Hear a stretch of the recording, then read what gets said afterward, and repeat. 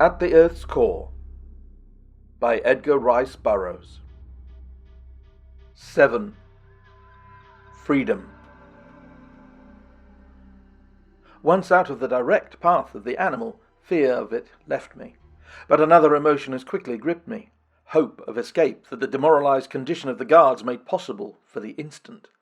I thought of Perry, and but for the hope that I might better encompass his release, if myself free, I should have put the thought of freedom from me at once. As it was, I hastened on toward the right, searching for an exit towards which no Sagoths were fleeing, and at last I found it, a low, narrow aperture leading into a dark corridor. Without thought of possible consequence, I darted into the shadows of the tunnel, feeling my way along through the gloom for some distance. The noises of the amphitheatre had grown fainter and fainter, until now all was as silent as the tomb about me. Faint light flickered from above through occasional ventilating and lighting tubes, but it was scarce sufficient to enable my human eyes to cope with the darkness, and so I was forced to move with extreme care, feeling my way along step by step with a hand upon the wall beside me. Presently the light increased, and a moment later, to my delight, I came upon a flight of steps leading upward, at the top of which the brilliant light of the noonday sun shone through an opening in the ground. Cautiously I crept up the stairway to the tunnel's end, and peering out saw the broad plain of Phutra before me. The numerous lofty granite towers which marked the several entrances to the subterranean city were all in front of me. Behind, the plain stretched level and unbroken to the nearby foothills. I had come to the surface then, beyond the city, and my chances for escape seemed much enhanced. My first impulse was to await darkness before attempting to cross the plain, so deeply implanted are habits of thought, but of a sudden I recalled the perpetual noonday brilliance which envelops Pellucidar, and with a smile I stepped forth into the daylight. Rank grass, waist-high, grows upon the plain of Phutra, the gorgeous flowering grass of the inner world, each particular blade of which is tipped with a tiny five-pointed blossom, brilliant little stars of varying colours that twinkle in the green foliage to add still another charm to the weird yet lovely landscape. But then the only aspect which attracted me was the distant hills, in which I hoped to find sanctuary, and so I hastened on, trampling the myriad beauties beneath my hurrying feet. Perry says that the force of gravity is less upon the surface of the inner world than upon that of the outer. He explained it all to me once, but I was never particularly brilliant in such matters, and so most of it had escaped me. As I recall it, the difference is due in some part to the counter-attraction of that portion of the earth's crust directly opposite the spot upon the face of Pellucidar at which one's calculations are being made. Be that as it may, it always seemed to me that I moved with greater speed and agility within Pellucidar than upon the outer surface. There was a certain airy lightness of step that was most pleasing, and a feeling of bodily detachment which I can only compare with that occasionally experienced in dreams. And as I crossed Phutra's flower-bespangled plain that time, I seemed almost to fly, though how much of the sensation was due to Perry's suggestion, and how much to actuality, I am sure I do not know. The more I thought of Perry, the less pleasure I took in my new-found freedom. There could be no liberty for me within Pellucidar unless the old man shared it with me, and only the hope that I might find some way to encompass his release kept me from turning back to Phutra. Just how I was to help Perry I could scarce imagine, but I hoped that some fortuitous circumstance might solve the problem for me. It was quite evident, however, that little less than a miracle could aid me, for what could I accomplish in this strange world, naked and unarmed? It was even doubtful that I could retrace my steps to Phutra, should I pass beyond the view of the plain, and even were that possible, what aid could I bring to Perry, no matter how far I wandered?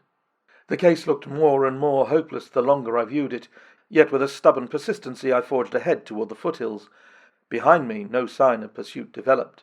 Before me I saw no living thing. It was as though I moved through a dead and forgotten world. I have no idea, of course, how long it took me to reach the limit of the plain, but at last I entered the foothills, following a pretty little canyon upward toward the mountains. Beside me frolicked a laughing brooklet, hurrying upon its noisy way down to the silent sea. In its quieter pools I discovered many small fish, of 4 or 5 pound weight, I should imagine.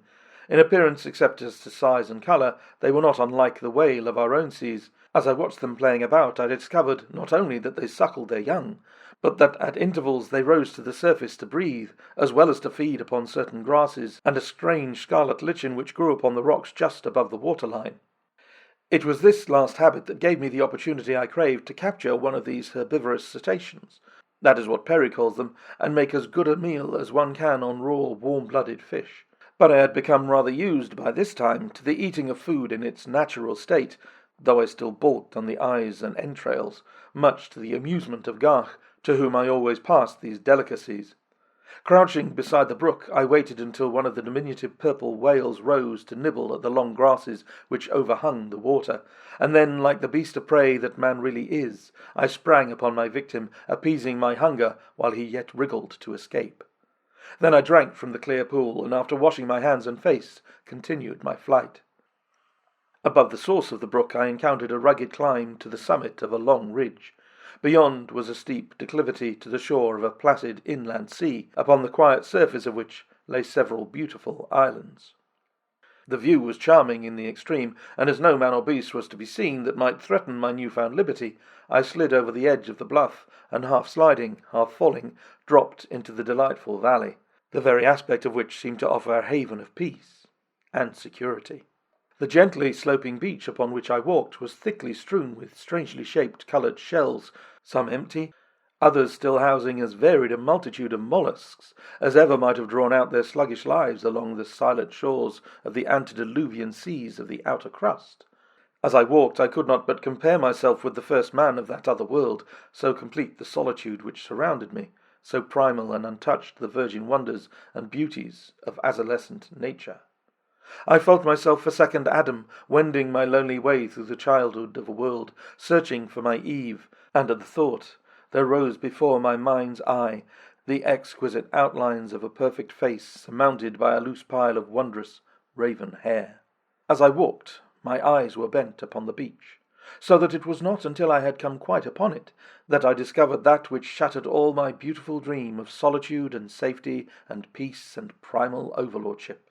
The thing was a hollowed log drawn upon the sands, and in the bottom of it lay a crude paddle.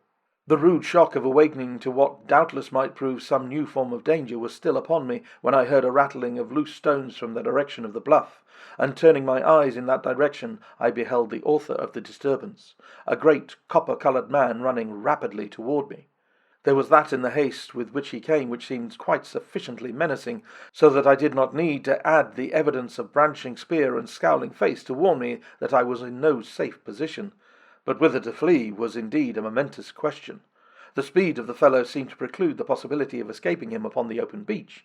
There was but a single alternative, the rude skiff, and with a celerity which equalled his, I pushed the thing into the sea, and as it floated, gave a final shove and clambered in over the end. A cry of rage rose from the owner of the primitive craft, and an instant later his heavy, stone-tipped spear grazed my shoulder and buried itself in the bow of the boat beyond. Then I grasped the paddle, and with feverish haste urged the awkward, wobbly thing out upon the surface of the sea. A glance over my shoulder showed me that the copper-coloured one had plunged in after me, and was swimming rapidly in pursuit. His mighty strokes bade fair to close up the distance between us in short order, for at best I could make but slow progress with my unfamiliar craft, which nosed stubbornly in every direction but that which I wished to follow, so that fully half my energy was expended in turning its blunt prow back into the course. I had covered some 100 yards from shore when it became evident that my pursuer must grasp the stern of the skiff within the next half-dozen strokes. In a frenzy of despair I bent to the grandfather of all paddles in a hopeless effort to escape, and still the copper giant behind me gained and gained.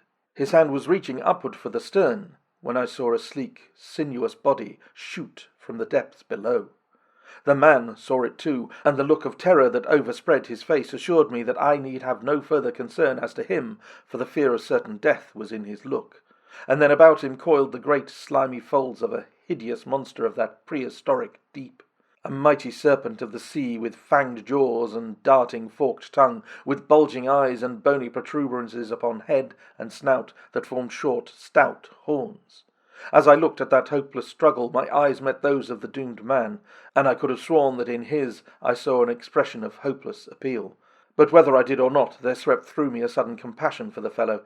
He was indeed a brother man, and that he might have killed me with pleasure had he caught me was forgotten in the extremity of his danger. Unconsciously I had ceased paddling as the serpent rose to engage my pursuer, so now the skiff still drifted close beside the two. The monster seemed to be but playing with his victim before he closed his awful jaws upon him and dragged him down to his dark den beneath the surface to devour him. The huge, snake-like body coiled and uncoiled about its prey. The hideous, gaping jaws snapped in the victim's face. The forked tongue, lightning-like, ran in and out upon the copper skin. Nobly the giant battled for his life, beating with his stone hatchet against the bony armour that covered that frightful carcass. But for all the damage he inflicted, he might as well have struck with his open palm. At last I could endure no longer to sit supinely by while a fellow man was dragged down to a horrible death by that repulsive reptile. Embedded in the prow of the skiff lay the spear that had been cast after me by him whom I suddenly desired to save. With a wrench I tore it loose, and standing upright in the wobbly log, drove it with all the strength of my two arms straight into the gaping jaws of the Hydrophidian.